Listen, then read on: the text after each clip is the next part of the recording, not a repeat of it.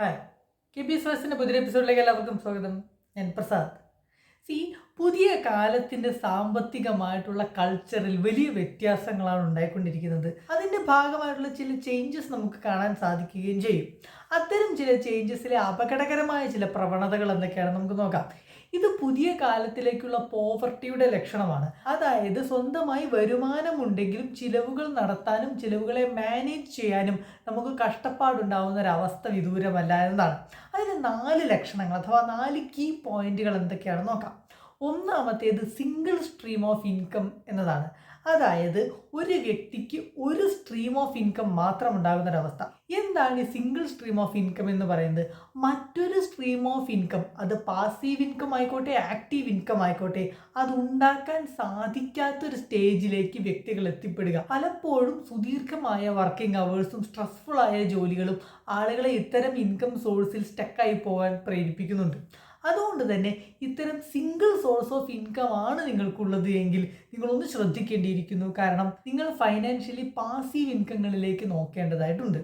രണ്ടാമത്തേതെന്ന് പറയുന്നത് നിങ്ങളുടെ മൊത്തം വരുമാനത്തിൻ്റെ 33% EMI ആയിട്ട് നിങ്ങൾക്ക് അടയ്ക്കേണ്ടി വരുന്നുണ്ടെങ്കിൽ നിങ്ങൾ കടക്കെണിയിലാണ് എന്നാണ് അതിൻ്റെ അർത്ഥം. അപ്പോൾ നിങ്ങളുടെ ടോട്ടൽ ഇൻകത്തിൻ്റെ 33% എടുത്ത് നോക്കുക. ആ 33% നിങ്ങൾക്ക് ഇൻസ്റ്റാൾമെൻറ്റുകൾ അടയ്ക്കാൻ എടുക്കേണ്ടി വരുന്നുണ്ടോ എന്നും ശ്രദ്ധിക്കുക. അങ്ങനെ ചെയ്യണമെന്നുണ്ടെങ്കിൽ നമ്മൾ നമ്മുടെ ഒരു മാസത്തെ കണക്കുകൾ അഥവാ വരവ് ചിലവ് കണക്കുകൾ കൃത്യമായിട്ട് എഴുതി സൂക്ഷിക്കണം. അങ്ങനെ എഴുതി സൂക്ഷിച്ച ശേഷം അതൊന്ന് കാൽക്കുലേറ്റ് ചെയ്ത് നോക്കണം. അങ്ങനെ കാൽക്കുലേറ്റ് ചെയ്യുമ്പോഴാണ് യഥാർത്ഥത്തിൽ നമുക്കിതിൻ്റെ ഒരു ചിത്രം കിട്ടുക. ഭൂരിഭാഗം ആളുകൾക്കും ഇങ്ങനൊരു ശീലം പോലും ഇല്ല എന്നുള്ളതാണ് ശ്രദ്ധേയമായിട്ടുള്ള കാര്യം. നമ്മുടെ വരവ് ചിലവ് കണക്കുകൾ നമുക്ക് ട്രാക്ക് ചെയ്യാൻ ഇഫക്റ്റീവായ സോഫ്റ്റ്വെയർ സംവിധാനങ്ങളുണ്ട്, അല്ലെങ്കിൽ മാനുവലായിട്ട് ചെയ്യാവുന്നതേ ഉള്ളൂ. പക്ഷേ അത് ചെയ്യാത്ത ആൾക്കാരുണ്ട്. എത്രയും പെട്ടെന്ന് ഇത് ചെയ്തു തുടങ്ങിയിട്ടില്ലെങ്കിൽ നമ്മുടെ ഫൈനാൻഷ്യൽ പിക്ചറിനെ കുറിച്ച് നമുക്ക് ധാരണ കിട്ടില്ല എന്നതാണ്. ഇനി മൂന്നാമത്തേത് ജനറേഷണൽ ആയിട്ടുള്ള ലോണുകളിലേക്ക് ആളുകൾ പോകുന്നുണ്ട് എന്നുള്ളതാണ്. അതായത് അച്ഛൻ വരുത്തി വെച്ച കടം മകൻ വീട്ടുക, മകൻ അത് അടുത്ത തലമുറയിലേക്ക് കൊടുക്കുക. ഈ ലെവലിൽ ഒരു ജനറേഷനിൽ നിന്നും അടുത്ത ജനറേഷനിലേക്ക് ലോണുകൾ പോകുന്നു, അതായത് കടബാധ്യത പോകുന്നു എന്നുള്ളത് നമ്മുടെ ഫൈനാൻഷ്യൽ സിസ്റ്റത്തിൽ ഉണ്ടാകുന്ന പ്രശ്നങ്ങളുടെ സൂചനയാണ്. ഉയർന്ന ഇൻഫ്ലേഷൻ റേറ്റും ഉയർന്ന പലിശ നിരക്കും, അങ്ങനെ ഒരുപാട് കാരണങ്ങൾ നമുക്കിവിടെ പറയാൻ സാധിക്കുമെങ്കിലും ഈ ഒരു പ്രവണത അഥവാ ഈ ഒരു ട്രെൻഡ് ഇപ്പോൾ ഡെവലപ്പ് ചെയ്തു വരുന്നുണ്ട്. അതുകൊണ്ട് നമുക്ക് താങ്ങാനാവാത്ത എമൗണ്ടിലേക്ക് ലോണുകളെ കൊണ്ടുപോകാതിരിക്കുക എന്നുള്ളതാണ് ഇവിടെ ചെയ്യേണ്ട കാര്യം. നാലാമത്തേത് ഡെഡ് എൻഡ് ജോബുകൾ. ഡെഡ് എൻഡ് ജോബുകൾ എന്നുകൊണ്ട് നമ്മൾ എന്താണ് ഉദ്ദേശിക്കുന്നത്?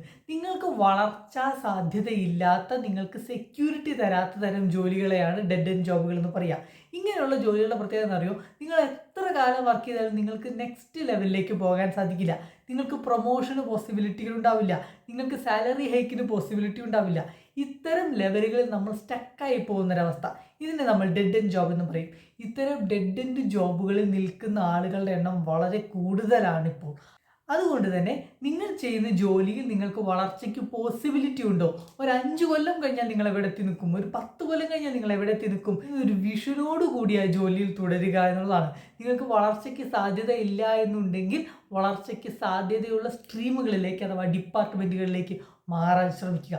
ഇങ്ങനെയുള്ള രീതികളിലൂടെയാണ് നമുക്ക് പോവർട്ടി അതിജീവിക്കാൻ സാധിക്കുള്ളൂ. ന്യൂ ജനറേഷൻ പോവർട്ടിയുടെ ഏറ്റവും വലിയ പ്രത്യേകത എന്ന് പറയുന്നത് നമ്മൾ കാണാത്ത രീതിയിലാണ് നമ്മളെ പിടികൂടുന്നത് എന്നുള്ളതാണ്. അതായത് നമ്മുടെ കയ്യിൽ പണം ഉണ്ടാകും, പക്ഷെ ഒന്നിനും തികയാത്തൊരവസ്ഥ വരും.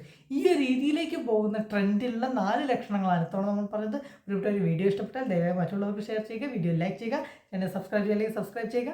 Thank you so much.